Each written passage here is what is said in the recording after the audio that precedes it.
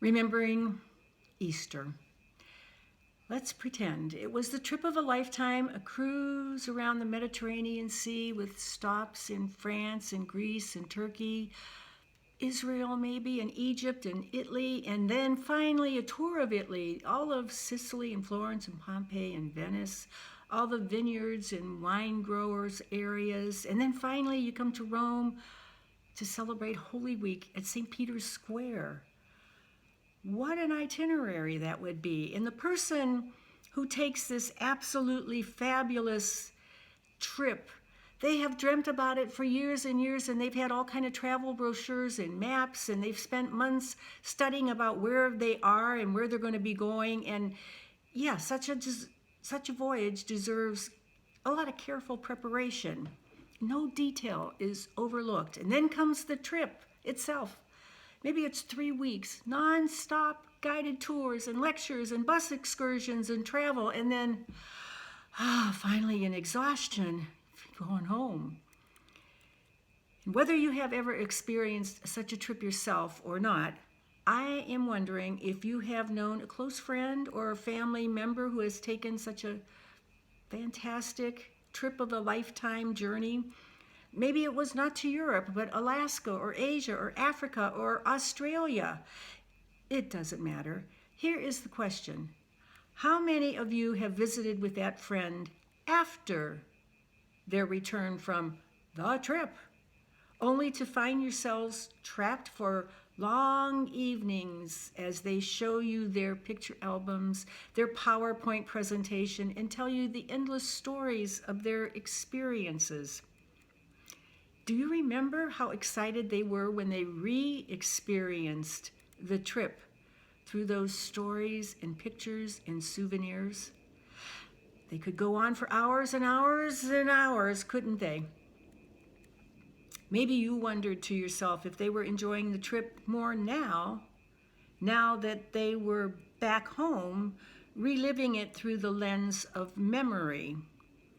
Are they really enjoying the trip more now in retrospect? And in a sense, you might be right. That would be correct. There are 3 ways to knowledge. First, we learn by rehearsal, by preparing in advance for something. And second, we learn by actually experiencing something firsthand in real time. And third, we learn by reflecting back on what we have experienced. And in the 3 ways, it is in remembrance that most of us learn the best.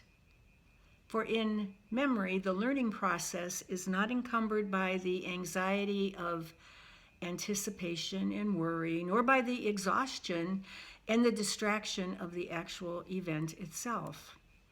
In memory, the person steps from behind the camera lens and slows down time enough to take in all the nuances of life's great moments. We do that with our loved ones too. It takes time. It takes a lot of reflection once somebody has died and left us from their earthly presence with us.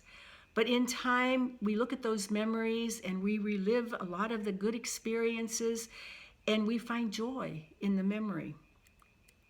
In our lesson from the Gospels today, it doesn't matter if you're in Luke or John or Matthew or Mark, it shows how those who first experienced Easter learned its truths in all 3 of the ways. First, the original witnesses to Easter learned by preparation and rehearsal. When the women at the tomb found it empty, and when Mary found it empty, they were afraid and uncertain what this might mean. They did not seem to expect the resurrection of Jesus at all.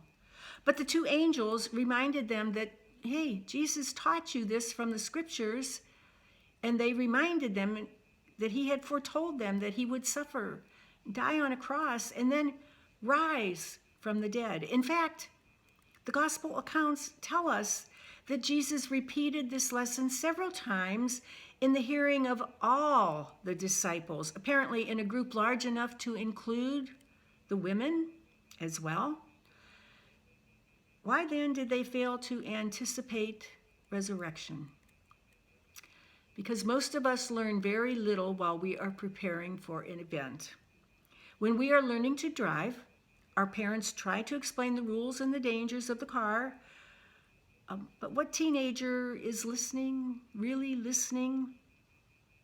At the time, he or she is just thinking, oh, yeah, just give me the keys. Later, after some experience, maybe even after a couple traffic tickets, some of those earlier lectures begin to sink in. Someone once said, we all obey the wisdom of our parents, but it's usually only after they are no longer with us. Even so, Jesus taught his disciples about the resurrection, but at the time of preparation, their minds were cluttered by other distractions. Like them, we do not learn much in preparation, but we do learn something. It gets stored away, and later, the gentle hands of memory pull it out, retrieve it, and retrieve those insights from the dusty shelves of our minds. Second, the witnesses to Easter learned about the resurrection through their actual experience at the empty tomb. Again, the women, or Mary, did not fully appreciate nor understand what they were experiencing, but the empty tomb and the message of the angels, that in itself was certainly a remarkable experience. In fact, the resurrection of Jesus overturned all of their previous knowledge about life and death. It was just too much to take in all at once. So they ran, tumbling with joy and doubt to tell the others. And in the Gospel of John, Mary is told, go. That means she was sent. She was apostle to the apostles. So she went and told. Yes, she went with joy and doubt to tell the others. And you know, if despair drives us into individual silence, celebration connects us to community, to the church, to all the people that we love. And the resurrection of Jesus was absolutely too good to be true, but it was also too good to keep to themselves. But finally, the witnesses to the Easter story truly learned its joyous truth through the lens of memory and reflection. The angels called the women to remember the words Jesus told them, and when they did, those words came drifting back into their minds, and then, only then, Easter began to make sense. It would happen the same way for Peter and the others. Their first experience of Easter only brought them wonder and doubt. And when they had time to recall the words of Jesus and to think about all that he had said and done among them, the pieces of the puzzle began to just fit together. So here we are gathered 2,000 years later on yet another Easter morning. How can we really know the risen Christ? We cannot discover the empty tomb. We do not have the appearance of the angels. But we know from Luke's gospel and his second part in Acts of the Apostles, he has the reassuring word for us. For Luke wrote to a generation of the people of God, the people who followed the way, the people who became the church. And they had to hear the story secondhand, just like us. And here it is, the secret to experience Easter, to experience it. It was not the empty tomb, nor even the angels, that led that first group of Christians to faith in the risen Christ. It was remembering his words in the context of community, in the context of a building that gathers the church together. So, Easter people, yes, we are an Easter people. You are at no disadvantage at all. These 2,000 years later, just remember the scriptures. Come to the table of the Lord, and right here, you will experience the risen Christ for yourself.